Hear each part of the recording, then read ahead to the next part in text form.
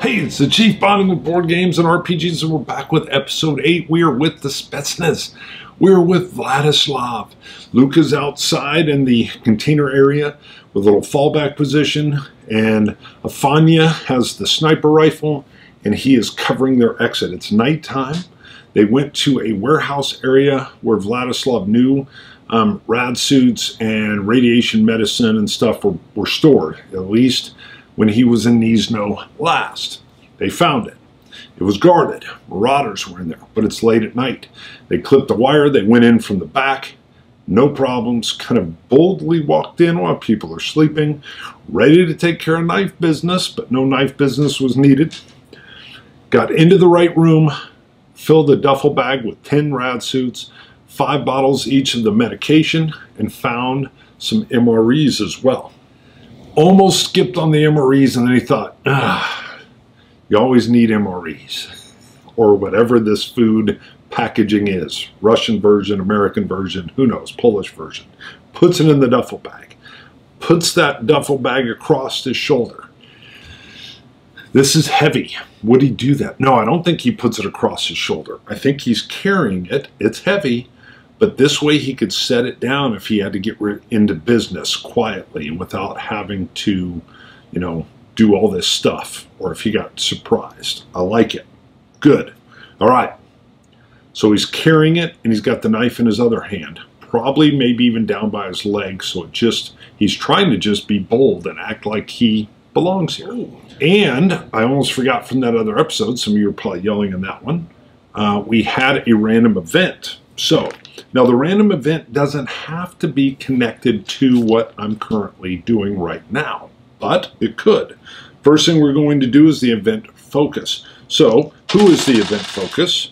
48. We're going to move away from a thread. Wow, there were a lot of threads that were in here, and what's weird is we're on Vladislav's terms, not everybody else's. But 1, 2, 3, 4, 5, 6, 7, 8. I have 8, and what's weird is some of these deal with the Spetsnaz themselves. So this may not make sense. I'm going to still roll on it just to see if it works. A 6. 1, 2, 3, 4, 5, 6. Contractors out on assignment. Okay.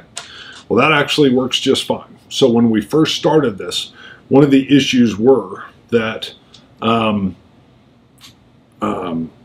Krieg and PimJim, his contracting company, had some contractors that were out on assignment. And my original thought was that they might pop in every once in a while, just coming back to their base in Gniezno. If we're moving away from this, contractors out on assignment, I'm actually going to just erase that. I think we're just going to clear that off. We had a huge battle. No contractors showed up then. Doesn't mean we couldn't possibly run into them, but I'm going to just take them off as a thread. It's kind of been sidelined anyway, so that works. All right. Move away from a thread. We've just rolled on the thread. I don't even think, well, let me just do one roll on action subject to make sure that's it. Because I'll move away. 31. Heal, okay. And 89 portals or doors. Doors or portals. Moving away from a thread with the contractors. You know what? I want to roll just to see if there's anything that tied it in together. It sounds to me like, let's just say the door has closed. It's been long enough. I've erased it. I don't think we're going to have random PimJim contractors showing up.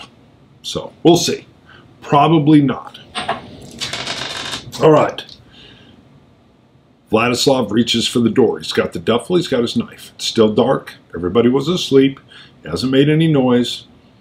He's going to slowly open that door and just take a little look and see, is there anybody in the hallway? All right. I think it's still late at night. Everybody was asleep.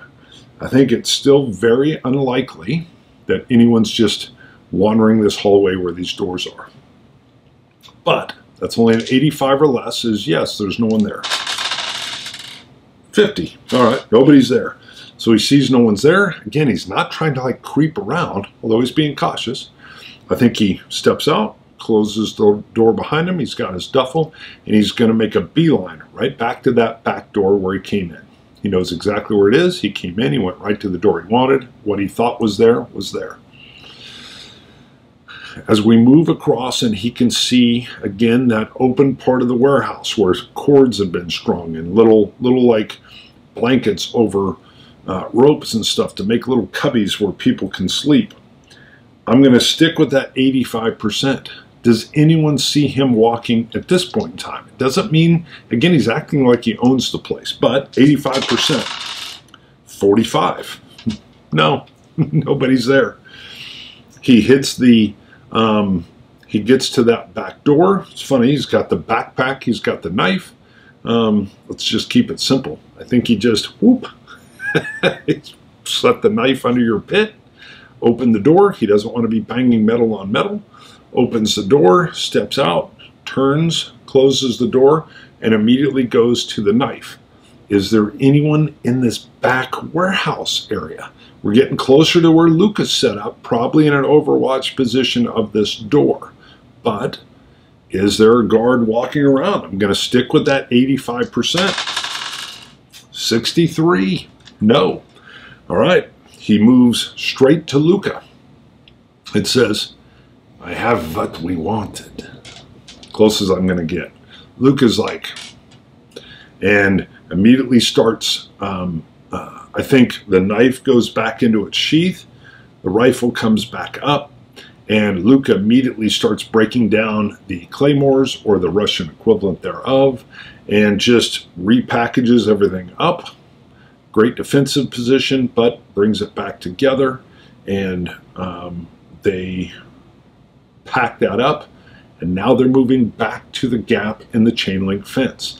I think with all the lack of activity we've had so far, I'm going to take it down to a 90%, which is a near sure thing that they can now get to this area without being spotted or without a guard, but it's still possible. 90% or less, they encounter nobody.